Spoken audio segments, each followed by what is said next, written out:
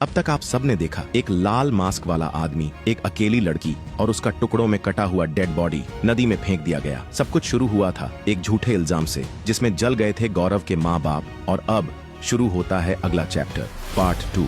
अगली सुबह एक मछुआरा, वो बड़ी उम्मीद से अपना कांटा फेंकता है। कुछ देर बाद उसे झटका लगता है। वो बोलता है, ओहो, बड़ी मछली फंसी है लगता है। वो जोर लगाकर डोरी खींचता है, लेकिन जैसे ही चीज बाहर आती है उसके पैरों तले जमीन खिसक जाती है।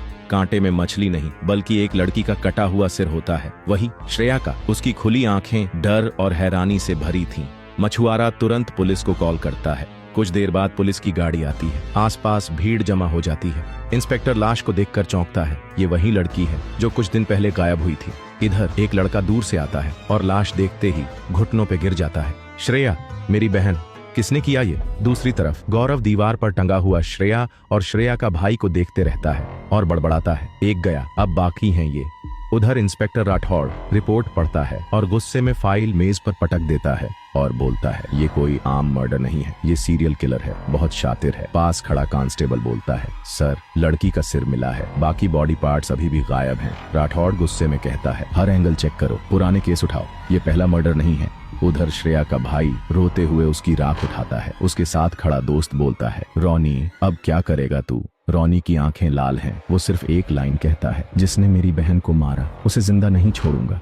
अब इंस्पेक्टर राठौड़ को एक पुराना केस याद आता है। 15 साल पहले एक फैमिली जली हुई मिली थी। कोई भी जिंदा नहीं बचा, लेकिन एक नाम फाइल में दर्ज था, गौरव राठौड़। इस नाम को दोबारा खंगालो, कहाँ गया था वो?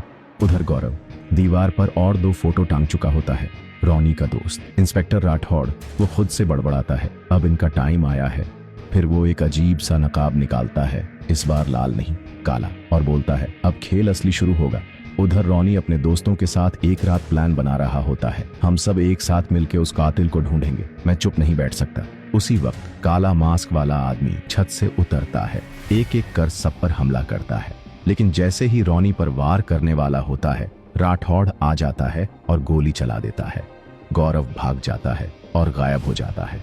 कहानी जारी रहेगी।